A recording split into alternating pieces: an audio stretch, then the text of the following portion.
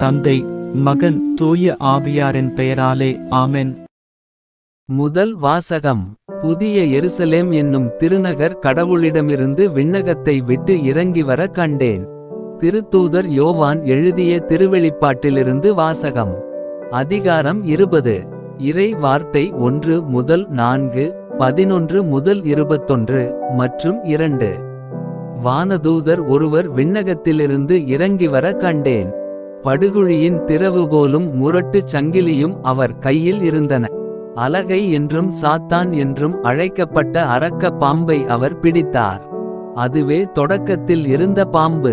வானதூதர் 1000 ஆண்டுகளுக்கு அதை கட்டிவைத்தார். பின்னர் அதை படுகுழியில் தள்ளி குழியை அடைத்து முத்திரையிட்டார். இவ்வாறு அந்த 1000 ஆண்டுகள் முடியும் வரை நாடுகளை அது ஏமாற்றாதவாறு செய்தார். இதன்பின் சிறிது காலத்துக்கு அது கட்டவிழ்த்து விடப்பட வேண்டும். பின்பு நான் அரியணைகளை கண்டேன். தீர்ப்பளிக்கும் அதிகாரம் பெற்றிருந்த சிலர் அவற்றின் மீது வீற்றிருந்தனர். கடவுளின் வாக்கை அறிவித்து இயேசுவுக்கு சான்று பகர்ந்ததற்காக தலை கொடுத்தவர்களின் ஆன்மாக்களையும் கண்டேன். அவர்கள் அந்த விலங்கையோ அதன் சிலையையோ வணங்கியதில்லை. அதற்குரிய குறியை தங்கள் நெற்றியிலோ கையிலோ இட்டுக்கொண்டதும் இல்லை. அவர்கள் மீண்டும் உயிர் பெற்று 1000 ஆண்டுகள் கிறிஸ்துவோடு ஆட்சி புரிந்தார்கள். பின்பு பெரிய வெண்மையான ஓர் அரியணையை கண்டேன். அதில் ஒருவர் வீற்றிருந்தார். அவர் முன்னிலையில் மண்ணகமும் விண்ணகமும் இருந்த இடம் தெரியாமல் மறைந்துவிட்டன. இறந்தோருள் சிறியோர் பெரியோர் ஆகிய அனைவரும் அந்த அரியணை முன் நிற்க கண்டேன். அப்பொழுது நூல்கள் திறந்து வைக்கப்பட்டன. வேறொரு நூலும் திறந்து வைக்கப்பட்டது. அது வாழ்வின் நூல். இறந்தோரின் செயல்கள் அந்நூல்களில் எழுதப்பட்டிருந்தன. அவற்றுக்கு ஏற்ப அவர்களுக்கு தீர்ப்பு வழங்கப்பட்டது. பின்னர் கடல் தன்னகத்தே இருந்த இறந்தோரை வெளியேற்றியது. அதுபோல சாவும் பாதாளமும் தம்மகத்தே இருந்த இறந்தோரை வெளியேற்றின. அவர்கள் ஒவ்வொருவருக்கும் அவரவர் செயல்களுக்கு ஏற்ப தீர்ப்பு வழங்கப்பட்டது. சாவும் பாதாளமும் நெருப்பு ஏரியில் எரியப்பட்டன. இந்த நெருப்பு ஏரியே 2ஆம் சாவு. இல்லாமற் போயிற்று. அப்பொழுது புதிய எருசலேம் என்னும் திருநகர் கடவுளிடமிருந்து விண்ணகத்தை விட்டு இறங்கி வர கண்டேன். தன் மணமகனுக்காக தன்னையே அணி செய்து கொண்ட மணமகளைப் போல் அது ஆயத்தமாய் இருந்தது.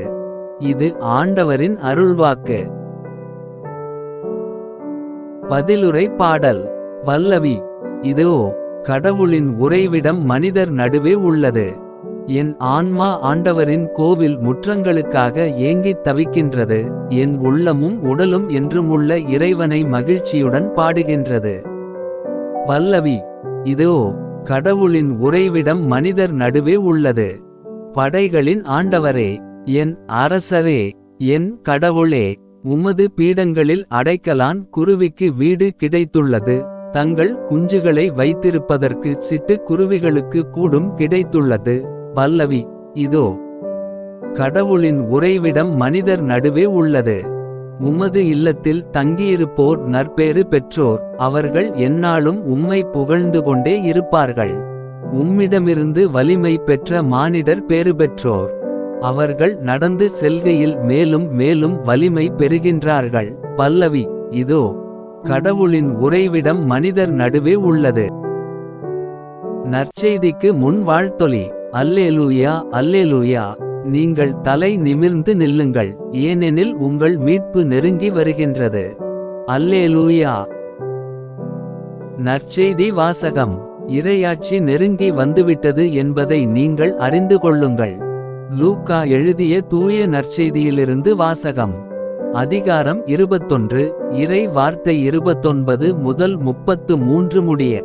அக்காலத்தில் இயேசு ஓர் உவமை சொன்னார். அத்தி மரத்தையும் வேறு எந்த மரத்தையும் பாருங்கள். அவை தளிர்விடும்போது அதை பார்க்கும் நீங்களே கோடை காலம் நெருங்கிவிட்டது என அறிந்து கொள்கிறீர்கள். அவ்வாறே இவை நிகழ்வதை காணும்போது இறையாட்சி நெருங்கி வந்துவிட்டது என்பதை நீங்கள் அறிந்து கொள்ளுங்கள். அனைத்தும் நிகழும் வரை இத்தலைமுறை ஒழிந்து போகாது என நான் உறுதியாக உங்களுக்குச் சொல்கிறேன். விண்ணும் மண்ணும் ஒழிந்து போகும், ஆனால் என் வார்த்தைகள் ஒழியவே மாட்டா. இது ஆண்டவரின் அருள்வாக்கு. உங்களுடைய பிரார்த்தனைகளையும் வேண்டுதல்களையும் நாளைய திருப்பலியில் ஒப்பு கொடுக்க விரும்புவோர் கீழ்காணும் மெயில் ஐடிக்கு உங்கள் வேண்டுதல்களை அனுப்பவும். அல்லது வீடியோவின் கீழ் கமெண்ட் செய்யவும். பிதா சுதன் பரிசுத்த ஆவியின் பெயராலே ஆமென். தின பிரார்த்தனைகளுக்காக லைக், சப்ஸ்கிரைப் மற்றும் பெல் ஐகானை கிளிக் செய்யவும்.